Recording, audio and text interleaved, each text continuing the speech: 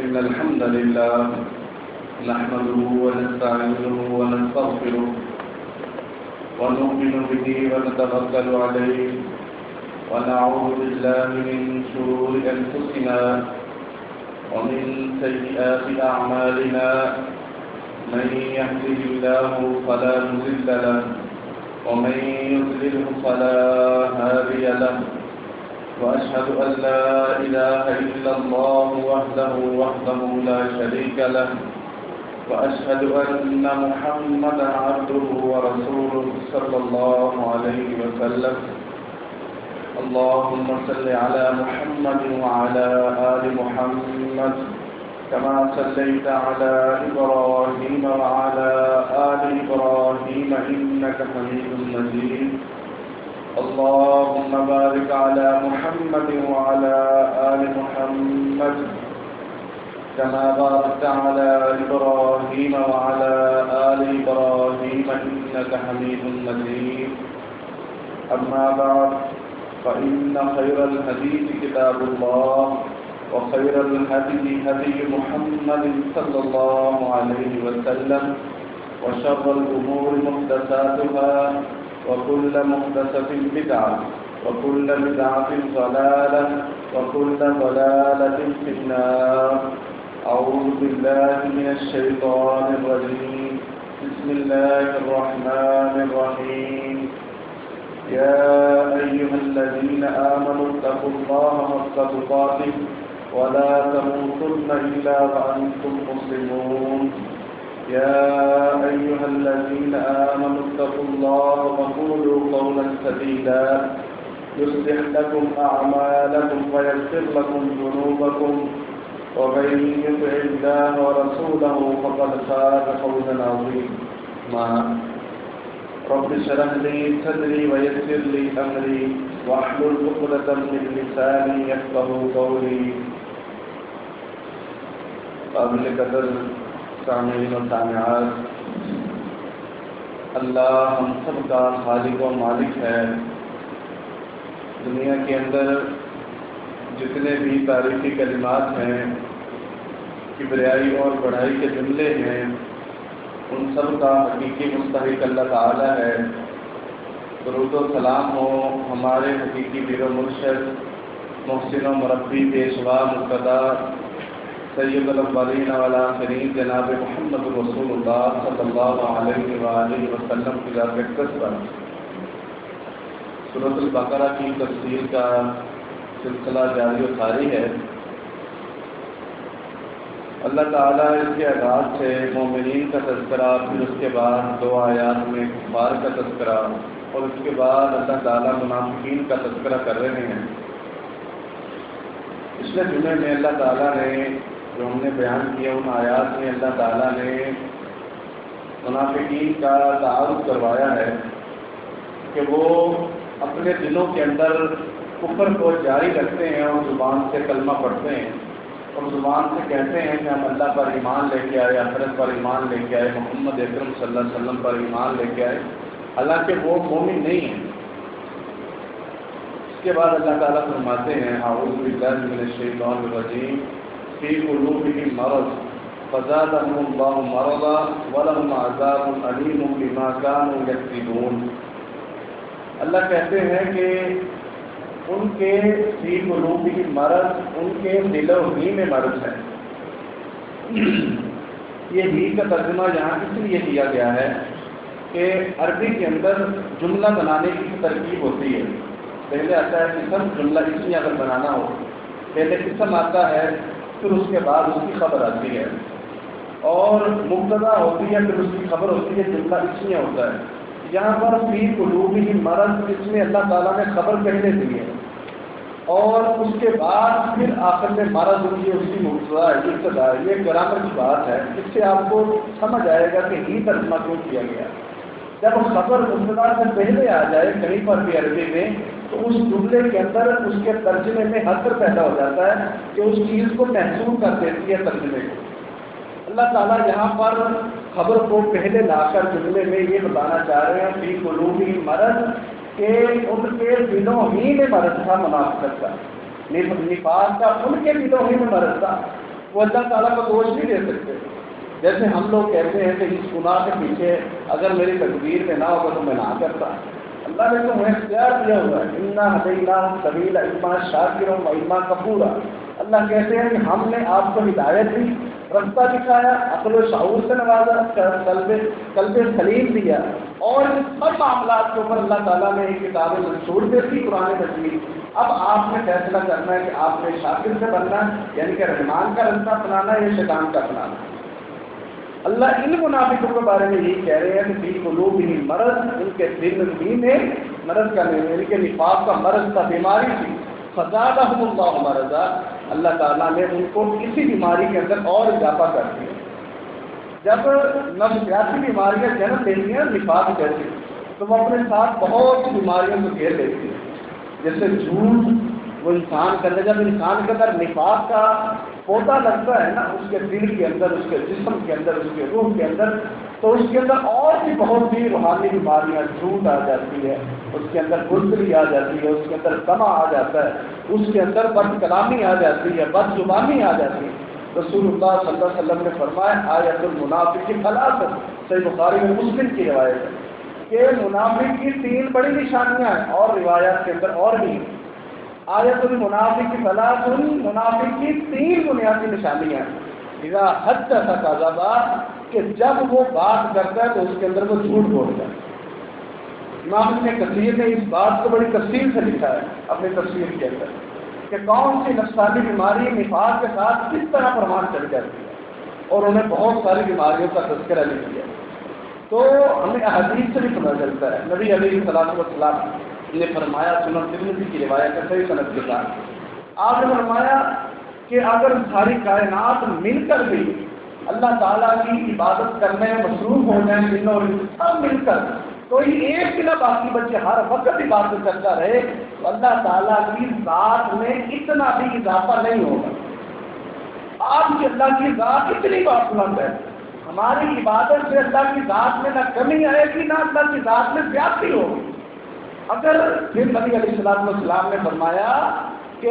اگر ساری کائنات جن اور انس مل کر اللہ کی نافرمانیوں میں لگ جائے، کوئی ایک بھی اللہ تعالیٰ کی بات نہ کرے، پھر بھی اللہ کی ذات میں اتنی کمی نہیں ہے۔ پھر اس کے بعد رسول اللہ صلی اللہ علیہ وسلم نے فرمایا جب بندہ سچ بولتا ہے اور سچ بولتا ہی جاتا ہے، بولتا ہی رہتا ہے، ہمیشہ سچ بولتا ہے، تو وہ اللہ تعالیٰ کے ہاں لکھا جاتا ہے کہ یہ سچا آدمی ہے، وہ کہ یہ سچا ہے، اس کا تعارف لکھا جاتا ہے۔ اور جب وہ بندہ جھوٹ بولتا ہے اور بولتا ہی رہتا ہے، بات بات میں جھوٹ، ہر بات میں جھوٹ، ہر وقت جھوٹ، ہر چیز میں جھوٹ، ہر کام میں جھوٹ، جب وہ اپنا جھوٹ کو اپنا شعار بنا لیتا ہے، نشانی بنا لیتا ہے، اور لوگ اسے کہتے ہیں کہ ہے ہی جھوٹا، جب وہ ہمیشہ جھوٹ بولتا رہتا ہے، رسول اللہ صلی اللہ علیہ وسلم نے فرمایا کہ اللہ تعالیٰ کے ہاں بھی اس کا تعارف لکھا جاتا ہے کہ یہ بندہ ہی جھوٹا ہے۔ اللہ کے ہاں لکھا جائے کہ یہ بندہ جھوٹا ہے، تو وہ انسان کس طرح اللہ سے رحمت طلب کرے، فضل طلب کرے، اور اس کی اللہ تعالیٰ سے عنایتیں وہ طلب کیسے کر سکتا ہے۔ تو یہ نفاق کے اندر مین جو اور بنیادی علامتیں ہیں ان میں ایک جھوٹ بھی ہے۔ ہمیں یہ کوشش کرنی چاہیے کہ ہم اپنے نفس سے اس بیماری کو نکالیں، یہ بہت سی بیماریوں کو جمع کر دیتا ہے۔ اللہ تعالیٰ فرماتے ہیں کہ فزادہم اللہ مرضا ولہم عذاب علیم بما کانوا یکذبون، کہ جو لوگ جن کے دلوں میں ہی نفاق تھا اور اللہ نے ان کی بیماریوں کو اور اضافہ کر دیا، وَلَهُمْ عَذَابٌ عَلِيمٌ، ان کے لیے دردناک عذاب ہے، بِمَا كَانُوا يَكْذِبُونَ، اس وجہ سے کہ جو وہ جھوٹ بولتے تھے۔ وہ کون سا جھوٹ بولتے تھے؟ یہی کہتے تھے نا کہ آمنا باللہ والیوم الآخر، کہ ہم اللہ پر ایمان لے کے آئے، آخرت پر ایمان لے کے آئے۔ سورۃ المنافقین کے آغاز میں اللہ تعالیٰ بیان فرما رہے ہیں کہ یہ منافق جب آپ کے پاس آتے ہیں تو آ کر کہتے ہیں کہ ہم گواہی دیتے ہیں کہ آپ اللہ کے رسول ہیں، حالانکہ یہ لوگ جھوٹ بول رہے ہوتے ہیں۔ تو یہ جھوٹ یہی ہے کہ انسان زبان سے تو اقرار کرے کہ میں اللہ پر ایمان لایا، آخرت پر ایمان لے کے آیا، اللہ پر توکل کرتا ہوں، اللہ کا شکر ادا کرتا ہوں، میں اللہ کی تقسیم پر راضی ہوں، لیکن عملاً اس کا جو عمل اور رویہ اس کے برعکس ہو، تو یہ بھی ایک نفاق کی ایک علامت ہے کہ حقیقت میں انسان وہ نہیں ہے کہ جو وہ بن کے دکھا رہا ہے، اور حقیقت میں وہ ایسا نہیں ہے کہ جیسے وہ کہہ رہا ہے تو یہ انسان اس کے اندر ایک نفاق کا پودا جنم لے چکا ہے، اسے کوشش کرنی چاہیے کہ اپنے ظاہر اور باطن کو ایک جیسا کر لے، کیونکہ منافقین اپنے دل کے اندر کفر کو چھپائے بیٹھے تھے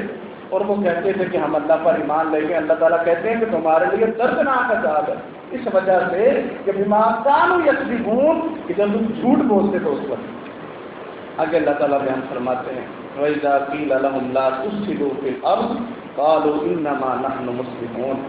جب ان سے کہا جاتا ہے کہ آپ زمین کے اندر فساد نہ پھیلاؤ تو وہ کہتے ہیں کہ ہم تو اصلاح کرنے والے ہیں۔ ان کا فساد کیا تھا؟ منافقین کا، منافقین کا فساد ان کی برائیاں تھیں، ان کی معصیات تھیں، ان کی شبیہات تھیں، ان کی شیطانیاں ان کی برائیاں تھیں، اور ان کا فساد تھا زمین کو۔ وہ کیا کرتے کہ مسلمانوں کی باتیں نہیں جا کر نہ کافروں کو بتاتے یہودیوں کو، اب مسلمانوں نے یہ پلان کیا ہوا ہے، اب مسلمانوں نے یہ والا معاملہ کرنا ہے، اب مسلمانوں کا یہ خواب ہے اور یہ طریقہ کار ان کا یہ خیال ہے، وہ مدینے میں ایسے کریں گے، وہ مدینے میں ایسے کریں گے۔ وہ جا کر پھر کافروں کو بتاتے اور ان کی خبریں ان کے پاس پہنچاتے تھے اور ان کو جا کے بتلاتے تھے۔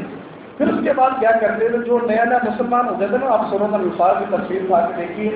تو نیا نیا مسلمان ہو جاتا تو پھر منافق ان کو کیا کہتے ہیں؟ جب غزوہ بدر کا اللہ تعالیٰ نے واقعہ بیان کیا تو وہاں پر اللہ تعالیٰ بیان فرماتے ہیں کہ منافقین آتے ہیں ظاہر ذوق آئے مسلمانوں کے بعد، ابھی نئے نئے مسلمان ہوئے، اتنے پختہ نہیں ہے ایمانی طور پر، رسول اللہ علیہ وسلم کی اتنی صحبت نہیں ملی یا دور رہتے ہیں مدینے سے۔ اب ان کو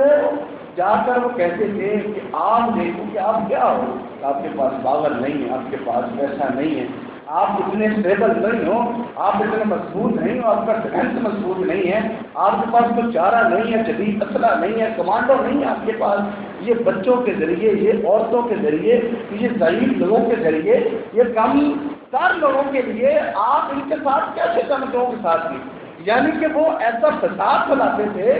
تو اس سے مسلمانوں کو پانے کی کوشش کرتے ہیں۔ اللہ تعالیٰ نے پھر وہی اتاری ہے اور مسلمانوں کے حوصلے بلند کیے ہیں کہ آپ اگر اللہ آپ کے ساتھ ہے تو پھر آپ ڈرنے کی ضرورت نہیں ہے، اللہ تعالیٰ آپ کو ضرور پتہ دے۔ اور جب ان سے کہا جاتا کہ یہ تو فساد ہے، یہ آپ کیوں پھیلا رہے ہیں؟ قالوا انما نحن مسلمون، تو وہ کہتے تھے ہم تو اصلاح کر رہے ہیں، ہم تو صلح رکھنے کی کوشش کر رہے ہیں۔ ہم کہتے ہیں کہ جو پرانے یہاں پر آباد ہے یہودی اور نئے مسلمان آ گئے ہیں اور اسلام بھی نیا آ گیا ہے، پہلے نہیں تھا، محمد اکرم صلی اللہ علیہ وسلم بھی نئے ہیں، ہم کہتے ہیں کہ پرانے نئے مل کر رہیں، ان کے درمیان صلح رہنی چاہیے، ان کے درمیان صلح رہنی چاہیے، تو ہم تو یہ کوشش کرتے ہیں۔ اللہ تعالیٰ کہہ رہے ہیں کہ وہ فساد پھیلاتے ہیں، الا انہم هم المفسدون ولکن لا یشعرون۔ اگلی آیت کے اندر کہ خبردار کہ یہ لوگ فساد پھیلانے والے ہیں، یہ نہیں جانتے کہ یہ فساد کون سا پھیلا رہے ہیں، اوپر سے کہتے ہیں ہم تو اصلاح کرنے والے ہیں۔ کافروں کے ساتھ مل کر یہ کون سی اصلاح ہوتی ہے؟ اور کافروں کے ساتھ مل کر مسلمانوں کو دبانے کی کوشش کرنا یہ کون سی اصلاح ہے؟ آج میں ہمارے معاشرے کے اندر بہت سی چیزیں دیکھیں، ہم کہتے ہیں کہ یہ شرک ہے، کہتے ہیں یہ شرک نہیں ہے، ہم تو ادب کر رہے ہیں، ہم تو ادب کر رہے ہیں، ادب کے نام پر جو شرک جاری ہوتا ہے پھر ہم کہتے ہیں کہ یار آپ تو یہ غلط کر رہے ہیں۔ ہم غلط نہیں کر رہے ہیں، ہم صلح کی کوشش کر رہے ہیں، کچھ آپ مان لیں کچھ ہم مان لیتے ہیں، ہر دنیا میں یہ چکر چل رہا ہے، ہر معاملے کے اندر ہم کہتے ہیں کہ یہ یار بدعت ہے، یہ کام دین میں اضافہ ہے، یہ کام سے ثواب نہیں ملے گا۔ وہ کہتے ہیں نہیں، اس سے اللہ کا پورا بات ہوگا، آپ پھر مثالیں دیں گے، یہ کام ثواب ہے، جی ثواب ہے، یہ بھی اسی طرح کا ہم کہتے ہیں کہ یار اللہ کی مان کے کرنی، جتنا انہوں نے کہا اتنا کرنا ہے، محمد اکرم صلی اللہ علیہ وسلم نے جس پر مہر لگائی ہے وہ کام کرنا ہے۔ وہ کہتے ہیں نہیں، ہم بھی تو محمد اکرم صلی اللہ علیہ وسلم کی شفاعت کی خاطر کر رہے ہیں، آپ کے نام پر دے رہے ہیں، آپ کی شفاعت کے لیے دے رہے ہیں۔ محمد اکرم صلی اللہ علیہ وسلم نے کسی صحابی کو کہا ہو کہ آپ نے میرے نام پر دینا، ان کو ضرورت نہیں تھی۔ کتنے ایسے صحابی سے، ایک بندہ مسند احمد کی صحیح صنعت کے ساتھ روایت ہے، ایک بندہ رسول اللہ صلی اللہ علیہ وسلم کے نا گھر جو مدینے کے اندر گھر تھا اس کے بارے پہرا دیتے تھے، آپ روز کہتے تھے کون آج میرا پہرا دے گا، وہ اس وقت ہوتا تھا لیڈروں کے پہروں کے شہروں کے پائے انہوں نے پہرا دینا ہوتا ہے، دربان کھڑے ہوتے تھے،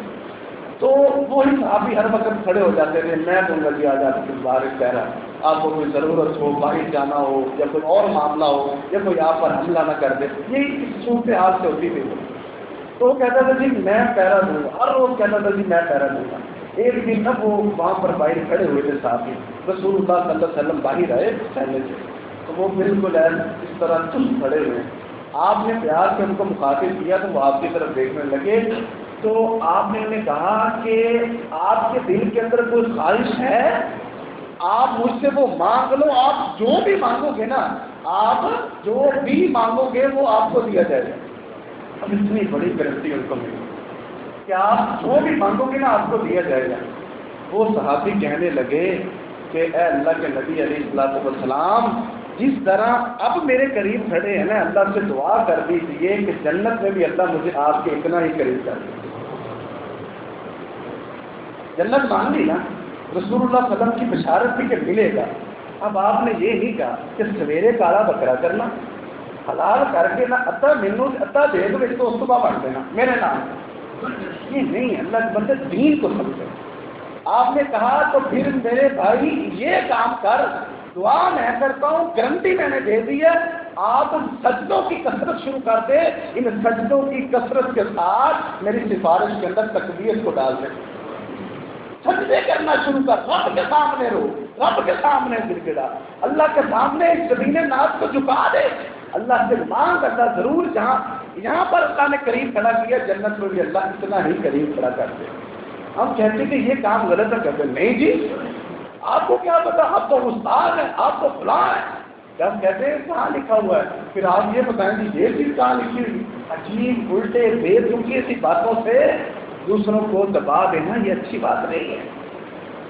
ہم کہتے ہیں کہ آپ لوگ یہ فساد پیدا کر رہے ہیں، وہ کہتے ہیں نہیں جی ہم تو صلح رکھنے کی کوشش کر رہے ہیں، جس سے وہ لگا رہے جی یہ غلط بات ہے۔ رسول اللہ صلی اللہ علیہ وسلم اسی عقیدے کو مٹانے کے لیے آئے تھے۔ جب بیت اللہ میں عبادت بھی ہوتی تھی، نماز بھی پڑھی جاتی تھی، وہاں پر بت بھی رکھے ہوئے تھے، تو رسول اللہ صلی اللہ علیہ وسلم ایک طرف نماز پڑھتے رہتے، ایک طرف بت پڑے رہتے تھے، جو جہاں پر لگا تھا اسے لگا رہنے دیتے، رسول اللہ صلی اللہ علیہ وسلم نے نہیں لگا رہنے دیا، آپ نے خود کو اٹھایا اور اس کو اٹھا کر پھینک دیا۔ سیدنا علی المرتضیٰ رضی اللہ کہا علی چل اوپر، پھینک سارے بت نیچے، فتح مکہ کے دن جائیے اٹھا کے دیکھیے واقعہ جو فتح مکہ کا سارے بت اٹھا کر پھینک۔ رسول اللہ صلی اللہ علیہ وسلم نے یہ نہیں کیا کہ آپ ایسے کرو، کافروں نے ڈیمانڈ کی تھی نا کہ آپ ایسے کرو جی حضرت جی ہم نا 1 مہینہ یا 1 سال آپ کے رب کی عبادت کریں گے، 1 سال آپ ہمارے رب کی عبادت کرنا۔ اللہ نے وہاں پر پوری صورت اتاری، قل یا ایھا الکافرون لا اعبد ما تعبدون ولا انتم عابدون ما اعبد۔ اے کافروں، اللہ کے پیغمبر کافروں سے کہو کہ میں جس کی عبادت کرتے ہو میں اس کی عبادت نہیں کروں گا، اس سے تو لگے ہوتے نہیں لگا رہنے دینا، حق حق ہوتا ہے، باطل باطل ہوتا ہے، دنیا کے اندر حق صرف ایک ہوتا ہے، باقی باطل زیادہ ہو سکتے ہیں، حق زیادہ نہیں ہوتے۔ کہ میں یہ کہوں کہ یہ بھی صحیح ہے، یہ بھی صحیح ہے، یہ بھی صحیح، یہ منافقت ہے، سارے صحیح نہیں ہوتے، ایک صحیح ہوتا ہے۔ پیغمبر اسلام کا اسلام ایک تھا، دین ایک تھا، ان الاسلام ان الدین عند اللہ اسلام، اللہ کہہ رہے ہیں کہ ہم نے اپنے لیے جس مذہب کو پسند کیا وہ دین اسلام ہے۔ یہ نہیں کہا کہ میں نے دین اسلام کو بھی پسند کر لیا، میں نے یہودیت کو بھی پسند کر لیا، میں نے عیسائیت کو بھی پسند کر لیا، میں نے ہندو مت کو بھی پسند کر لیا، سارے مل کے رہنے چاہیے، مل کے رہنے میں پرابلم نہیں ہے۔ جب دین کی بات آئے گی تو پھر دین والے کی مانی جائے گی، جس پر دین اترا جائے گا اس کی مانی جائے گی۔ ہم کہتے ہیں کہ یار یہ جو لباس ہے یا یہ جو فیشن ہے یہ اسلام کے مطابق تھوڑا سا آپ اونچا نیچا کر لو تو پھر بات درست ہو جائے گی۔ تو وہ کہتے ہیں کہ نہیں جی یہ آپ کو کیا پتا، آپ کو پینڈو ہے، آپ تو تکیہ نوس ہیں، آپ کو کیا پتا لباس کس طرح پہنا جاتا ہے، اپ ٹو ڈیٹ کس طرح رہا جاتا ہے۔ اس فیشن کے چکر میں آدھی دنیا انہوں نے اندھی کر دی ہے، آدھی دنیا ننگی کر دی ہے کہ شر پردہ نظر کا ہوتا ہے، اس طرح ساری آدھی دنیا ننگی کر کے رکھتی ہے۔ اور پھر لوگ کہتے ہیں بات بھی صحیح ہے جی، آپ نظریں چکا لو، آپ نظریں چکاؤ نا۔ مثلا کہ کل کو ہم کہیں گے بھائی بچھو کسی کو ڈنگ مارتا ہے تو پھر بچھو کا ڈنگ نکال دیتے ہیں، ہم کیوں اس سے بچیں، ہم کیوں بچیں اس سے؟ سانپ کو کہتے ہیں کہ آپ اپنا زہر کھا کر باہر پھینک دیجیے، ہمیں کوئی ضرورت نہیں آپ سے بچنے کی، آپ اپنا زہر باہر نکالو نا، ہم کیوں نکالیں، ہم آپ سے کیوں بچیں، کیوں آپ سے اپنی حفاظت کریں؟ شراب میں سے نشے کو نکال دیں نا، ہم کیوں پینا چھوڑیں؟ کتنی ایسی ساری مثالیں ہیں۔ اللہ کے بندو یہ قرآن ہماری رہنمائی کرتا ہے، اور اس طرح کرتا ہے جیسے پیغمبر علیہ السلام سکھا کے گئے۔ جیسے ہمارا اسلام 1400 سالہ تاریخ جس دین اسلام پر کھڑی ہے وہ نہیں ہے جو آج ہم بعض لوگوں نے رائج کیا ہو۔ تو قرآن و حدیث وہ ہے جو اسلام کے منہج پر تھا، جنہوں نے قربانیاں دی ہیں، جنہوں نے اپنی زندگی قربانی اس کو لکھنے میں ہم تک پہنچانے کے لیے۔ یہ وہ نہیں ہوتا ہے، حق حق ہوتا ہے اور ایک طرف ہوتا ہے، اصلاح وہ نہیں ہوتا۔ آج ہر دور کے اندر رسول اللہ صلی اللہ علیہ وسلم آپ جو قرآن لے کے اللہ تعالیٰ یہاں پر کیا فرما رہے ہیں کہ منافقین ہر دور کے اندر ان کی دو خصلتیں بیان کی، ایک یہ ہے کہ فساد پھیلاتے ہیں، اور دوسرا یہ کہ جب ان سے کہا جاتا ہے کہ یار آپ یہ فساد ہے، وہ کہتے ہیں نہیں یہ صلح کے لیے، یہ تو کام ہم حق کے لیے کر رہے ہیں۔ تو ہمیں یہ سمجھنا چاہیے کہ ہم نے جو کام دین کے نام پر کرے، ایک اصول یاد رکھیے کہ معاملات کے اندر نا اصل ہوتی ہے اباحت۔ اباحت کا مطلب ہوتا ہے ہر کام جائز ہے، اللہ کے جس کام کرنے کا اللہ نے روک دی ہے نا اس کی دلیل ہونی چاہیے۔ معاملات کے اندر عام معاملات ہے، کاروبار ہے، شادی بیاہ ہے اور دوسرے معاملات، یہ سارے عام معاملات، ہمارا رہن سہن ہے، مسجدوں کی، یہ کوئی بھی معاملات ہو، اس کے اندر اصل ہر کام جائز ہے، یہ اصول ہے دین کا۔ اور جو ناجائز ہے نا اس کی دلیل اللہ تعالیٰ نے قرآن مجید اور محمد اکرم صلی اللہ علیہ وسلم نے حدیث میں بیان کر دی۔ لیکن جو عبادات ہوتی ہے نا، جو نیکی کام ہوتے ہیں، جو ثواب کے کام ہوتے ہیں، ان کے لیے دلیل ہونا ضروری ہے، ورنہ کوئی کام نہیں آپ کر سکتے۔ میں کہوں ایک مثال کے طور پر ہم اذانیں دیتے ہیں، وبا اب تو میرے ساتھ ختم ہو گئی ہے شاید، انہوں نے مان لیا کہ اب اذانوں سے کام نہیں بنے گا تو لہٰذا چھڑ دو پیچھے اذانیں دیتے تھے۔ تو میں نے ایک بندے سے کہا کہ آپ نے وہ میرے سامنے ہمارے گھر کے پاس میرے سامنے اس نے اذان دی، میں کچھ چیز لینے باہر گیا، وہ جب دے رہا تھا وہ واپس آیا تو وہ نیچے اترا گلی میں آ گیا۔ میں نے کہا بھائی آپ اذان دے رہے تھے؟ ہاں جی۔ تو میں نے کہا ماشاء اللہ بڑی اچھی بات ہے، رات 10 بجے کا ٹائم تھا۔ تو میں نے کہا کہ آپ نے ابھی نماز پڑھی تھی؟ اس وقت رمضان نہیں تھا۔ میں نے کہا ابھی آپ نے نماز پڑھی تھی عشاء کی؟ نہیں۔ آپ نے اذان دے تو میرے قبر کی پہنا کرتا، یہ کا جواب ہو؟ اچھا میں نے کہا پھر آپ نے مغرب کی پڑھی ہوگی؟ نہیں۔ اثر کی؟ اثر کی کہنا پڑھی، زور بھی نہیں، فجر بھی نہیں۔ آپ سے پوچھا جائے گا آپ نے وبا میں اذانیں دی کہ نہیں؟ آپ سے یہ پوچھا جائے گا فجر ظہر اثر مغرب عشاء پڑھی کہ نہیں پڑھی؟ پھر رسول اللہ صلی اللہ علیہ وسلم کے دور میں جو وبائیں آتی تھی آپ اذانیں دیتے تھے؟ اذان کس لیے ہوتی ہے؟ وبا روکنے کے لیے، بارش روکنے کے لیے، یا نماز کے بلانے کے لیے؟ اذان کا مقصد کیا ہے؟ دین کے اندر اذان کا مقصد کیا ہے؟ صرف یہ بتا دیں، کل کو کیونکہ بندہ کہے گا کہ میرا سوٹ صحیح نہیں چل رہا ہے، اتنے لوگ اذان سے کیا صحیح چل رہا ہے، ہمارے گھر کی تعمیر صحیح نہیں ہو رہی، پھر اذان دو کر کھڑے ہو کے پھر شاید تعمیر صحیح ہو رہی، یہ دوائی مجھے اثر نہیں کر رہی، تو اذان دے میں دوائی کھانا شاید اثر کر جائے، پھر صحیح ہے نا؟ ہر معاملے کے اندر پھر ہم اذان ہی دیں گے۔ جب دین کو اپنے مطابق گزارے گا تو پھر ہر بندہ اس کی تشریح کرے گا۔ کل کو کہے گا یار میری گاڑی نہیں صحیح چل رہی، پھر ہم اس کے اندر بیٹھ کر اذان دیتے شاید صحیح چل جائے۔ اذان صرف نماز کے لیے ہے کہ نماز کو لانا ہے، صرف 5 وقت اذان۔ اچھا جو وبا 5 وقت اذان دینے سے نہیں چل رہی وہ ایک جگہ چل جائے گی کہ آپ رات کو 10 بجے اٹھیں 5 وقت اذانیں نہیں ہو رہی، اسپیکر میں ہو رہی ہیں، اردو آوازیں جا رہی ہیں، ادھر والی مسجد والے ادھر تک پہنچا رہے ہیں، ادھر والے اس سے آگے بھی کوئی مسجد ہے وہ اس سے آگے، اس سے آگے بھی کوئی مسجد ہے وہ اس سے آگے، سارے ملک میں ساری دنیا میں اذانیں دی جا رہی ہیں۔ وہی اذانیں دینی چاہیے، لیکن کہ مثال کے طور پر میرے ذہن میں آ گئی تو میں نے آپ کو بیان کر دی۔